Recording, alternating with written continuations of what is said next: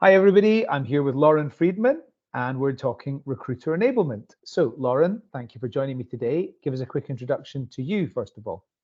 Yeah, Adam, thanks for having me. Hi everyone, I'm Lauren. I am currently a consultant for a group called Workflow. We are a small boutique consulting agency that also offers training programs having to do with everything related to hiring. So, for founders, recruiters, hiring managers, now interviewers, we have training programs that really help you get from foundations all the way into an expert level. And we, of course, help with hands-on support for any clients who, just don't have the time or the bandwidth or the know-how to do the work themselves. So it really is a full spectrum level of support that we offer, really with the mission of making hiring better. It's been, really lackluster. I think we've seen the results of that over the last couple of years, especially in tech. So our mission is to really bring the human back into this work and really focus people work around the people that it's supposed to support, which is candidates and employees. Great. Okay. So, first of all, just give us a quick introduction to recruiter enablement. What is that from your perspective? Yeah, so I'm obsessed with recruiter enablement. I'll just say that as a baseline. It's what I've focused a lot of my work as a consultant around. Companies want people who can hit the ground running, who can hire at the speed of light, when you realize you need a role open, you need it filled yesterday. And recruiter enablement really supports the efficiency, the accuracy, the predictability of your hiring efforts. And it is absolutely essential, especially in, today's age where recruiting teams are downsized, things are still moving as quick as ever. You've got remote teams now coming into play, hybrid teams, international teams, where if you don't have that system of enablement put into place, things are going to come crashing to a halt pretty soon after if you haven't put any thought into these areas. So for me, it's really an essential area of building a team that you need to focus on as early as possible to really see exponentially the rewards from those efforts over time as you scale. Great description and a number of important warnings in there as well. So, Yes. on that, let's talk about a specific aspect of this, which is the area of documentation. And that's Mhm. something that we haven't covered um, in any great detail on any of these 70 plus interviews that I've done so far. So, looking forward to deep diving this one a little bit. Why is it important, and what are the must know kind of tips around this? Yeah, so you gave me a super fun, very sexy, hot topic to dive into. I'm surprised it's taken you till episode 70. And I think the reason for that is, across the board, nobody, I won't say nobody, very few people enjoy doing documentation, right? It is seen as something you have to do.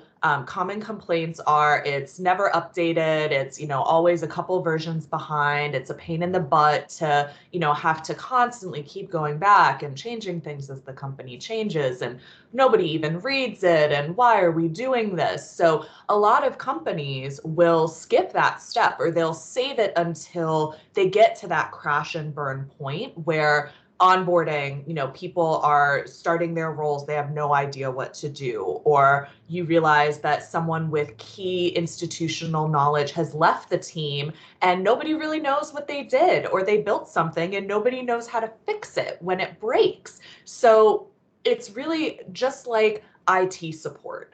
If you don't have good IT support and your computer goes down or your system at work goes down, you're really going to feel the pain points of not having that, right? Yeah.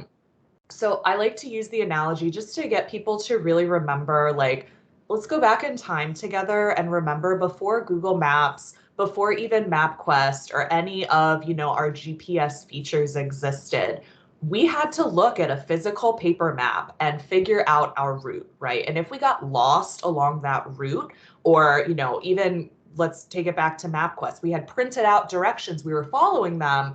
oh my God, there's construction on this road. I don't know where to go. Suddenly it's taking me a half hour to, hours more in my trip because I'm lost in the boonies. I don't know where to drive now. I have to go to some sketchy gas station and ask for help. I've been in that position. Maybe some of, our listeners have too. Not having documentation is exactly like trying to drive on a long road trip without any sort of GPS at all. You are flying in the dark, right? So what you really want to try and do as a leader is figure out, what are the levels of documentation we're going to need? What are going to be the trouble areas where people are going to have to go back after their onboarding and really reference those materials? So starting of like, how do we even think about documentation? That's the place to start of what are areas of your business that clients, new employees, anybody that has to work with your business is going to run into trouble with. That's where we start seeing support articles built out for customers. That is a very visible positive effect because customers will stop asking the support channel regular questions, the same questions over and over. You get streamlined efficiency around that problem area. Approach your documentation the exact same way, especially if you're a small team that's just started hiring. That's a really critical time, especially with a recruiting team, to start building that enablement in.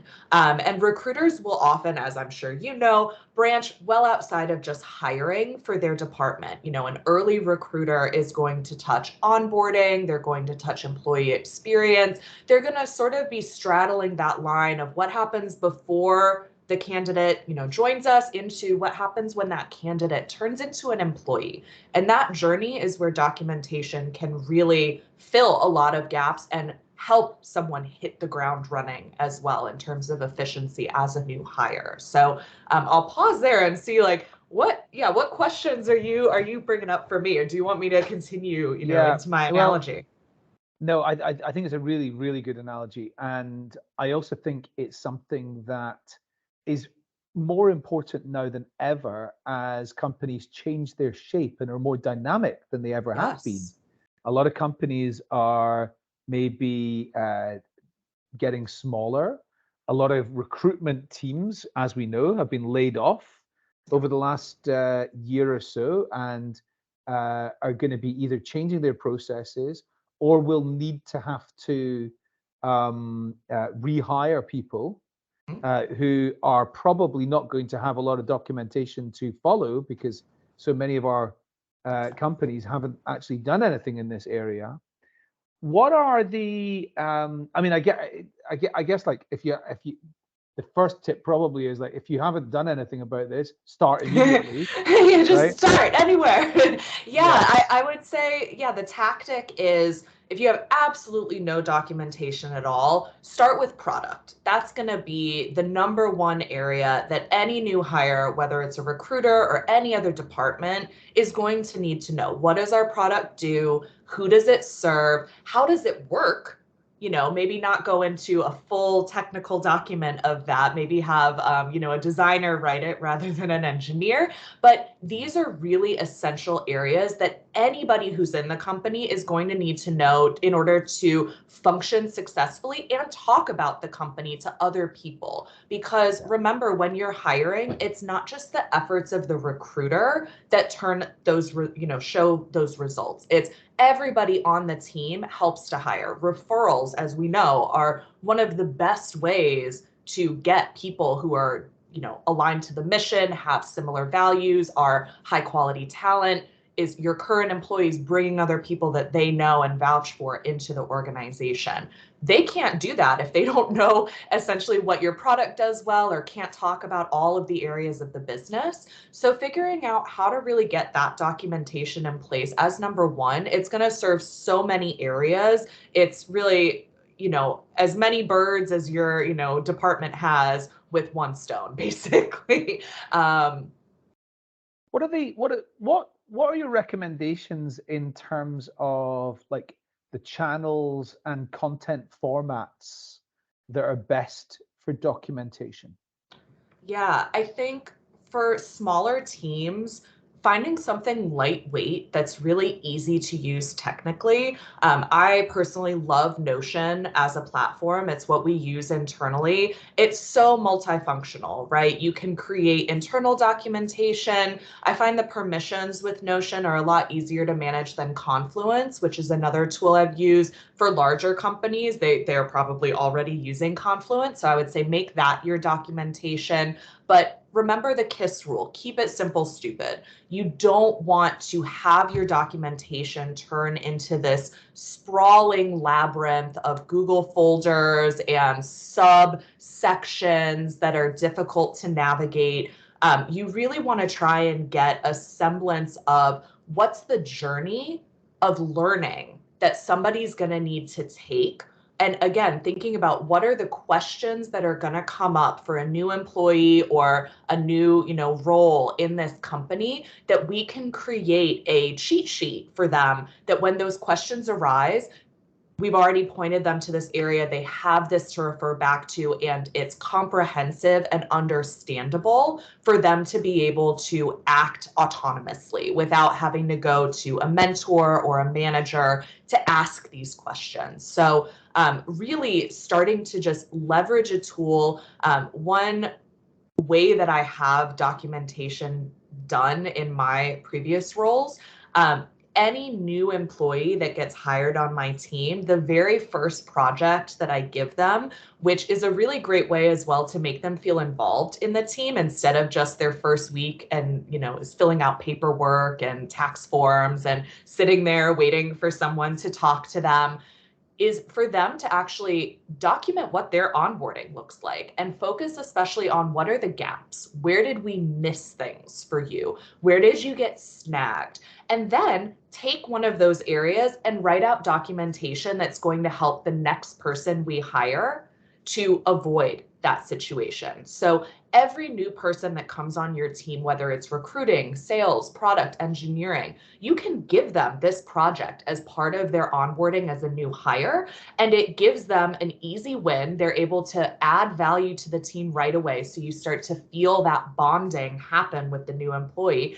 and you're keeping them busy instead of, having someone immediately have to shadow them. And they're adding, they're just adding to that documentation project without anyone having to own it. Eventually you will get to a stage where, maybe you've hired a coordinator or a project manager if you're not in the recruiting department, where it becomes part of that person's full-time job to maintain and keep the documentation updated. But when you're in the growth position where you don't have that and everyone's wearing multiple hats and still building, just assigning this project to every new employee is going to be a surefire way to keep the documentation evolving, keep it up to date, because that can be a call out as well. If you see anything that's out of date with our product or our team, feel free to update that with what you know to be accurate as of present day. And then the last piece of documentation advice, mark the date the last time it was updated, because that really, really helps to see, oh, we haven't touched this document since August of 2022. Let's have a new hire, with relevant experience, not, let's have our recruiting hire work on this engineering document. That doesn't make sense. But flag that with a manager of, hey, the next hire you have in your department where this is a relevant piece of documentation, let's get that as a new hire project for them to update this and make it make sense for us and, keep things current. Wow, there's a lot to this, isn't there? And there's a Yeah. lot of wrong ways of doing it, and you've covered a lot of really great tips here today. So, Lauren, I know it's not necessarily your favorite topic in the world, but Oh, I it can actually is. I can tell it I can tell it's one that you enjoy. Yes, I am one of those very rare people that actually does love documentation. I'm one of those weirdos. So when you posed this is my subject, I was like, yes, this is a great topic for me to dive into. It's not sexy, but it does need to get done. And so there's ways to get it done that don't break the backs of anyone on your team, and make it remain useful for you. Like I said, if it gets outdated, if it gets antiquated, if it gets forgotten or lost, it's not helpful. So you got to design the system to make it helpful for your team. Yeah. Wonderful. I'm really looking forward to writing the summary of Yeah, this and sharing it. So, Lauren, thanks so much for joining me. Really great to talk to you. absolutely. You too. Thanks for having me, Adam. And hopefully your listeners find some helpful tips from this.